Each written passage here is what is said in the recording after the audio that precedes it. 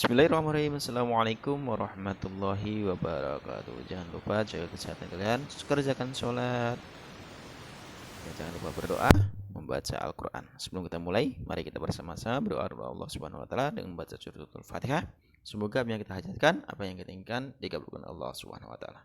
Al-Hadiniyah walikulli niyatin syarihah. Al-Fatihah.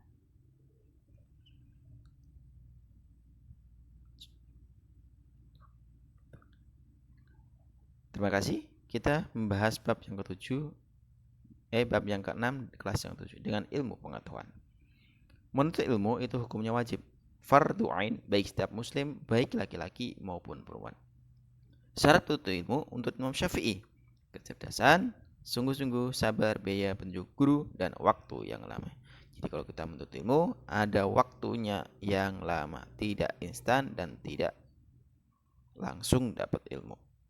Dengan cara mencintai ilmu dengan dipelajari, menghormati orang yang memberikan ilmu, mendengarkan penjelasan guru dengan serius, tidak memotong penjelasan guru ketika menjelaskan. Itulah ketika menuntut ilmu.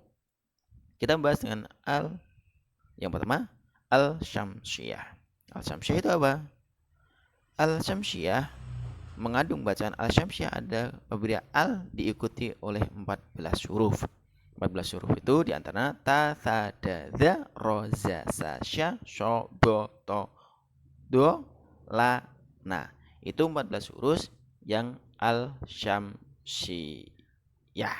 Al-syamsiyah itu contohnya asy-syajarata was-samaa'a as-sholata minadh-dhalimin. Di situ ada huruf al. Bagaimana? Huruf al yang tidak dibaca. Lebih lengkapnya bagaimana? Huruf al ini diidghamkan. Maksudnya ada yang mengatakan asyamsiyah itu idgham syamsiyah. Hurufnya nanti ada 14 yang ditasdid. Maksudnya asyajaru alnya tidak terbaca. Nama al-syamsiyah. Selanjutnya al-qamariyah. Al-qamariyah juga terdiri dari 14 huruf. Tapi huruf yang bertemu apa?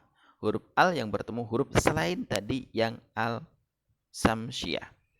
Jadi dari sini kita mengetahui bahwasanya huruf hijaiyah ada 28 huruf. Itu terjadi al-syamsiyah dan al-qamariyah. Contohnya apa?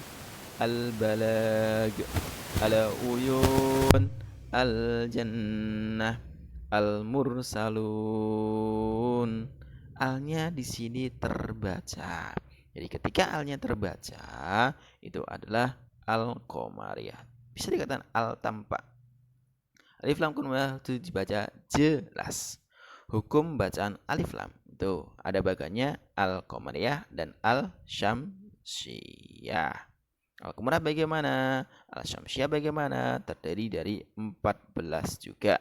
Al-qamariyah 14, al-syamsiyah 14. Al-qamariyah jelas, al-syamsiyah melebur, alnya tidak terbaca, yaitu al-syamsiyah. Lin ilaihin nas. Kita selanjutnya al-syamsiyah dan al-qama. Selanjutnya kita akan bahas Ar-Rahman ayat 33 yang artinya wahai golongan jin dan manusia, diwajibkan untuk kamu beriman kepada Allah Subhanahu wa taala. Isi kandungannya ya, ayat ini menjelaskan tentang pentingnya ilmu pengetahuan bagi kehidupan umat manusia. Dengan ilmu pengetahuan manusia dapat mengetahui benda langit dan menjelajahi angkasa raya. Dan ilmu pengetahuan kita akan bisa mengetahui semuanya.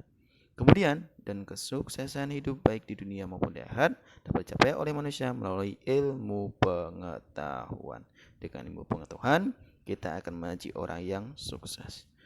Dengan belajar manusia bisa mendapatkan ilmu dan wawasan yang baru. Dengan ilmu manusia dapat berkarya untuk kehidupan yang baik. Selanjutnya surat Al-Mujadalah ayat 9 ayat 11 dan artinya yang bisa kalian baca di buku paket masing-masing.